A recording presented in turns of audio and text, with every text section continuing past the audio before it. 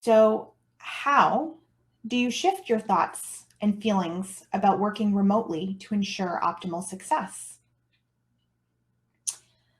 So, you'll see I listed out a thought model exercise in my handout, and I recommend you all trying a few of those on your own, but I'm going to walk you through one right now all together as an example. So, we're going to go from our unintentional or reactionary thoughts to intentional. And that's where we can really master our thinking, and this will help you all succeed. Your feelings are driven by your thoughts, which can get in the way of how you conduct yourself and your professional efficacy. Being more intentional about the thoughts we have approaching the virtual arena will help you frame things more positively. So, with a thought model, there's a circumstance, which is merely fact, it's unbiased, the circumstance leads to a thought, which leads to a feeling, to an action, to a result. So as an example, I took a very generic example and listed it in your handout, and I'll talk you through it right now. So an unintentional thought model.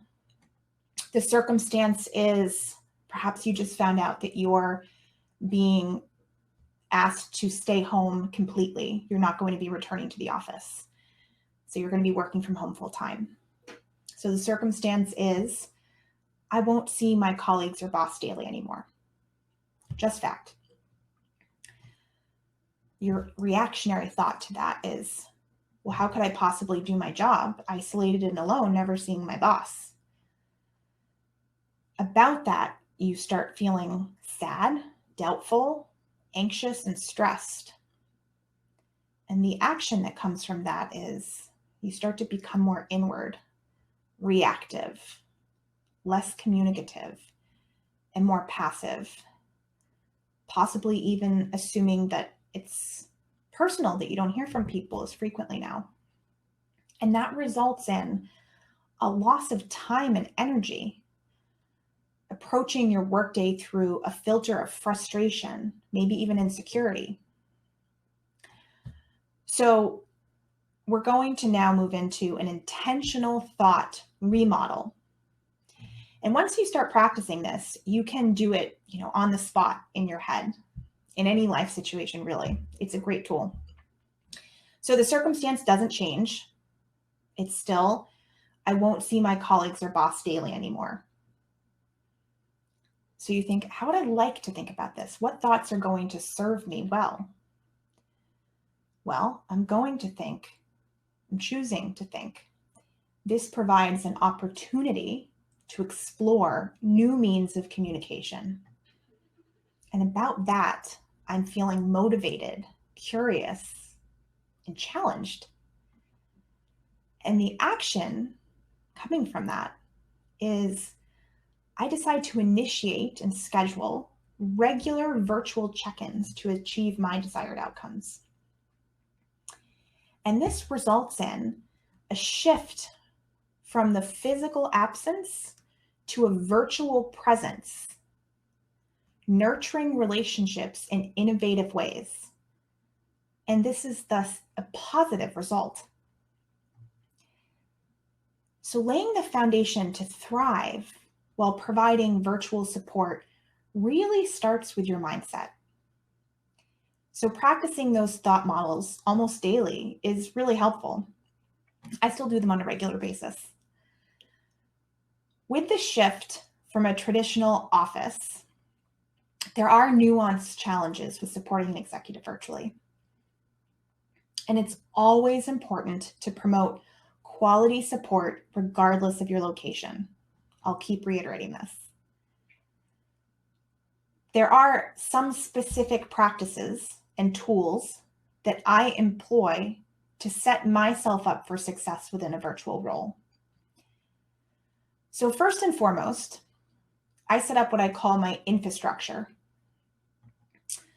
So proactively set yourself up for success and efficiency at the onset rather than digging out of chaos later. Makes a big difference. For me, that looks like setting up my workspace how I want it, getting my computer and my monitors just the right height. Is my chair okay? I like a comfy desk chair. Do I have the supplies I need?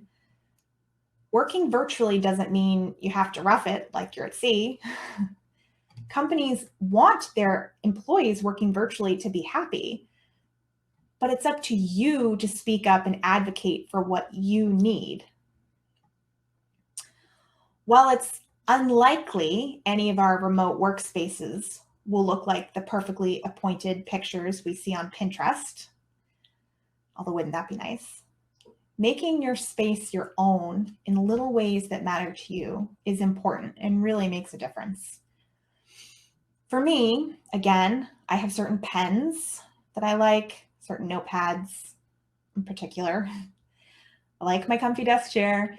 And those are certain familiar comforts that make a home office feel a little better. And having a designated workspace is critically important. You're not going to do your best work from the couch. Believe me, I've tested this theory.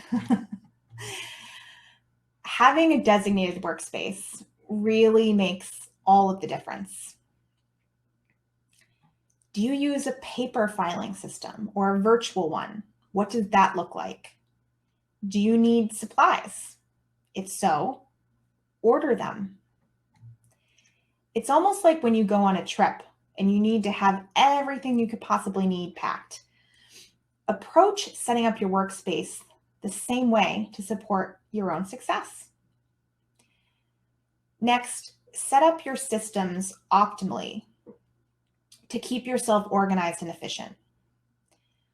Before I start any project, I set up and label all possible folders on my computer and subfolders in my email to help me keep everything I need